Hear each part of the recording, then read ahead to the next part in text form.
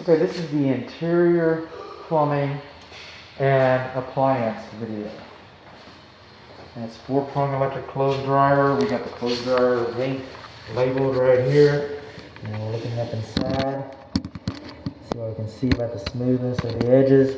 Can't really see anything. I'll come back and get another picture. Not GFCI protected. GFCI protected. Not GFCI protected. Not GFCI protected. This is the half bath. None of the mirrors have been installed yet, the vanity mirrors. Hot's on the left, cold's on the right. This is the GFCI for all of the bathrooms. The primary bathroom, upstairs bathroom, this is the GFCI to reset all these. Code flushes, it's fine. So as we learn, no GFCI in here.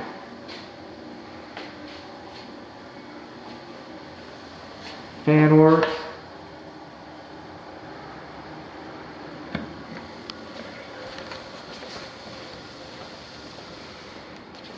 Moving along, we're in the kitchen here.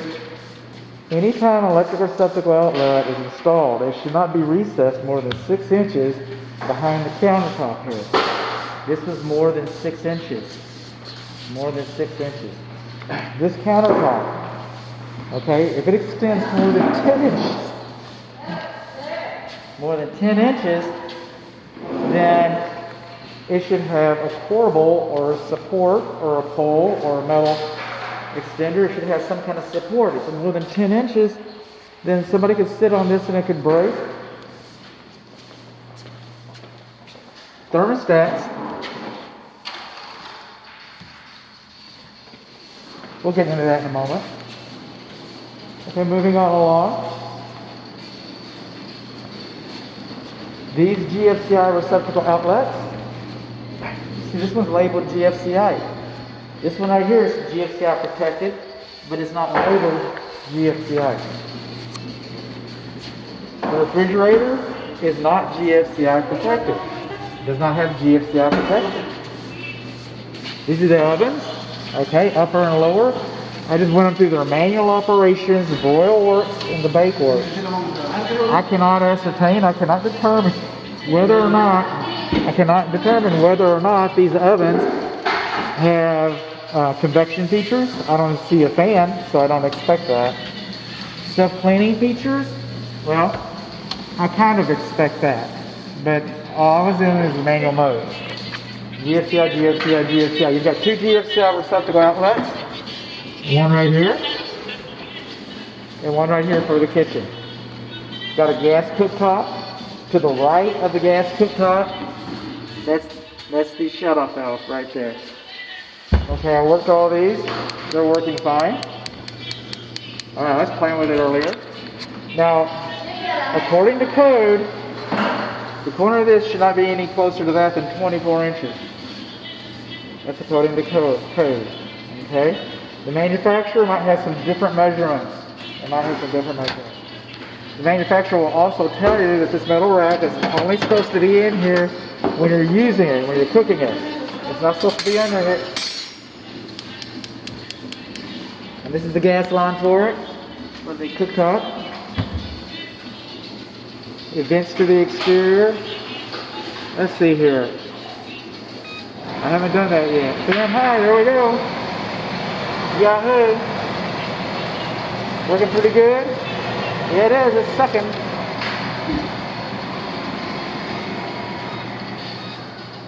Low, off. But check this out. The vent fan goes outside, but you do not have a fire blocking plate. See, they put the tape, the metallic tape, and they designed it in a square, like there's a fire blocking plate design. That's not a fire blocking plate. That's tape. A fire blocking plate is supposed to be there. It's not supposed to be like that. It's not supposed to be like that at all. That's wrong. Coming on along. This is the highlight of the inspection right here. After this, you can just go home. I hope not, but anyway. Not supposed to work in microwave without a load. It's wet. Alright. We got our magic lights because it's not supposed to just get hot. It's supposed to cycle on and off. So we go here, time cook. 15 seconds. I guess everybody, that's long enough. 15 seconds is long enough. Now how do I start this thing? There we go. 14, counting down. There's our lights. Look at there. It's our magic lights right there. Cycling on and off, man. It's like the Marfa lights. No one can understand. Nobody can explain it. Is it hot? You bet it's hot. Yeah, buddy, it's working. Woo. It's working pretty good. Okay. Time for story time. When this home was just a baby in the builder's belly, okay, before all the drywall was installed, all the outlet boxes were installed, so they came out enough so you put the drywall in and all this stuff fits fine. And that's what it was. The builder didn't know, we didn't have a countertop reveal party. But during the process, when the countertop was being constructed, what had happened is we got this nice big splashback here. And that brought it out enough so now the receptacle outlets didn't fit right. The boxes are way back there. And that compromises the fire blocking. They sell these things called extenders. Alright? Some people call them gooferins. I got a link in your report. Pretty handy girl. And she shows you how that you can take these $2 parts and sit them in there and you can make that right. It's pretty easy. It's pretty easy. It's so easy it should have been done already. And it's not 2, 4, 6, 8, 12 bucks. You're not going to be able to do that for $12. Alright? They're going to charge you sales tax and stuff. That's how they get you. But for less than $20 it could have all been done right. Maybe that's a pet peeve of mine. I don't know, but it's just, it's a new house. I know that much. I know it's a new house. I'll come back and I'll tighten that. If I don't, I'll hear about it. Okay. Dishwasher's running. It's got an anti-sucking device. One thing the dishwasher doesn't have, okay, coming underneath here. It does. It has an electric disconnect and it's on Gfci circuit. That's wonderful. That's wonderful. Now this is the switch for the garbage disposal. The food waste disposal, excuse me. Under most cases, you just wouldn't think that would be out of sight. And here's a switch down here. You're up here. Food waste disposal is going. You're digging your wedding ring out of there and all that stuff. It just seems like code says it needs to be within sight.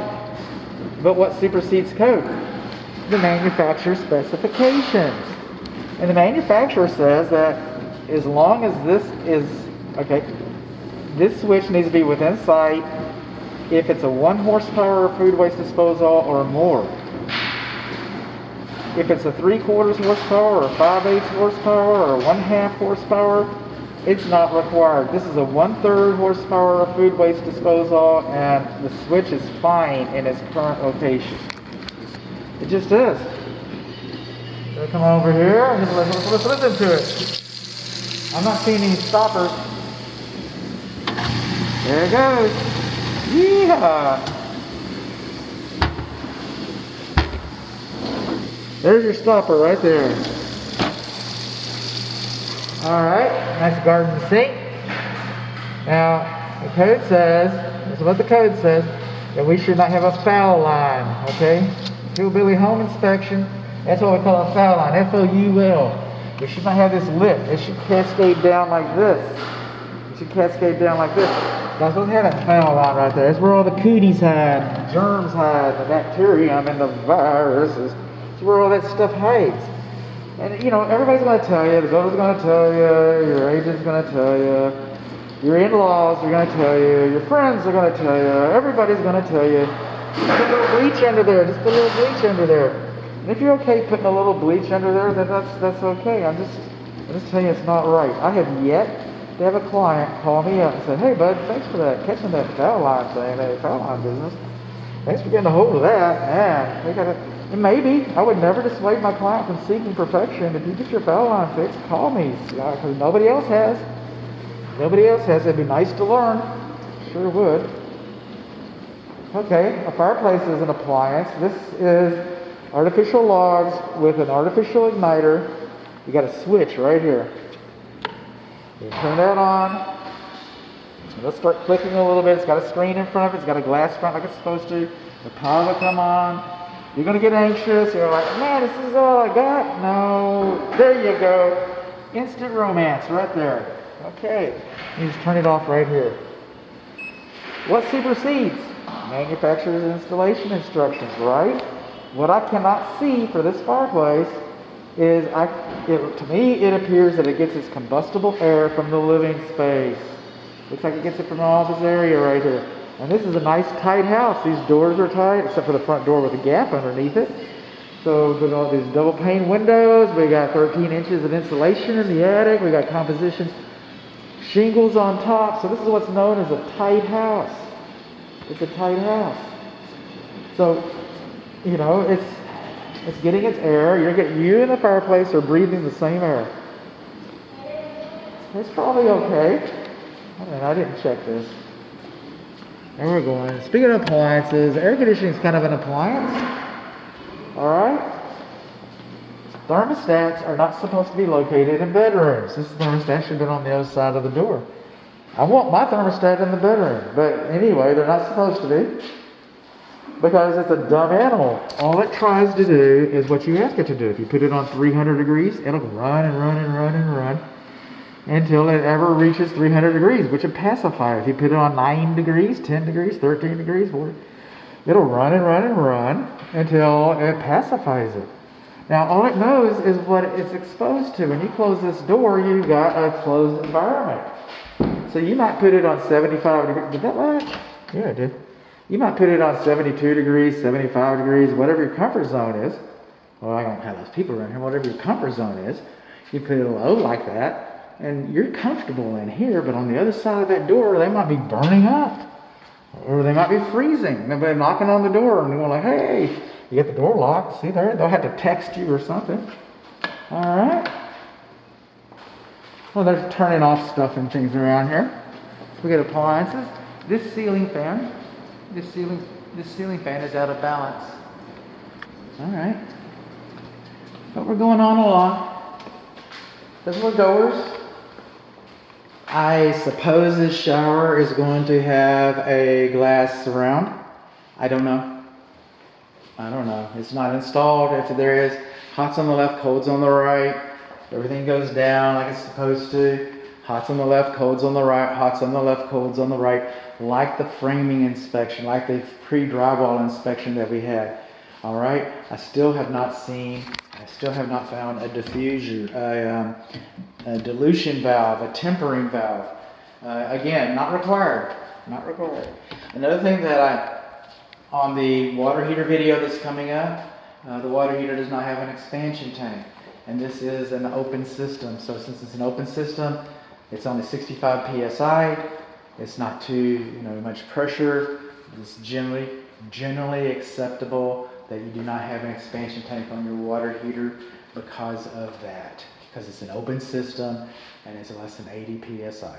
Some municipalities may have different requirements. Hot's on the left, cold's on the right. Again, we do not have our vanity mirrors. Okay, and here is commode. All right, if you look at it, right there, is it going to show up for me?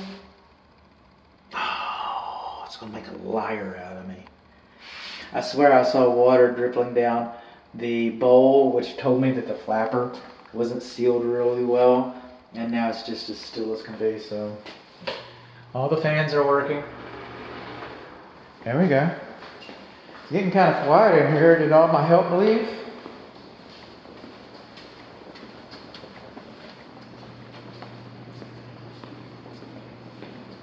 Okay. We got a separate, well, that's the interior anyway.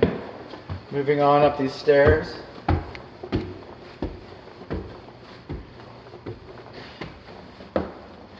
step on that one. It's a little different. Coming on up. Let me make it 3 bedrooms. House faces south. East bedroom.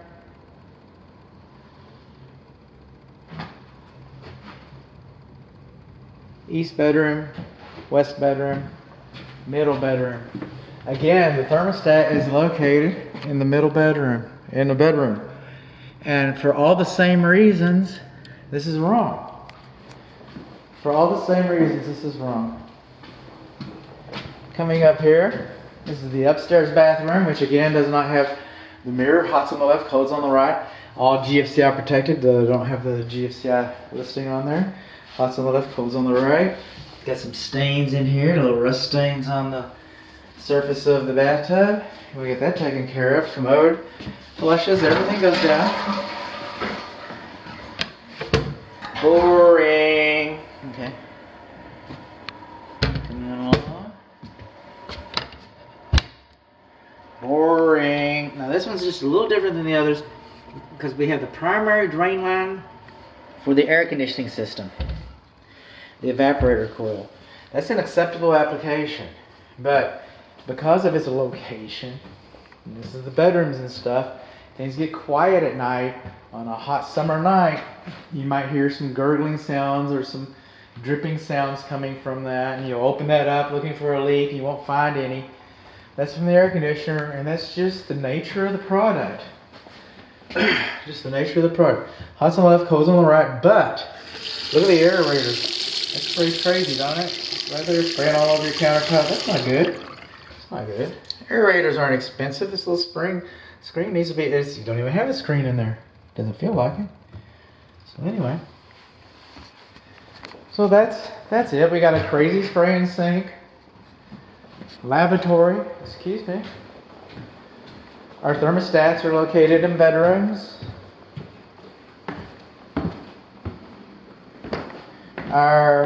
We have a foul line, goof rings, microwave's a little too close. We do not have a fire blocking plate. Oh, it sure is nice and quiet now. We do not have a fire blocking plate. Remember, I'm going to put this back like I found it. But I inspect houses all the time. They have scorch marks all around the cabinet where people just left this in. This is only supposed to be in place when read the instructions. I'm not kidding. It's only supposed to be in place when the microwave is in operation. Foul line. That's about it. No GFCI there. Too much of an overhang. Recess more than 6 inches.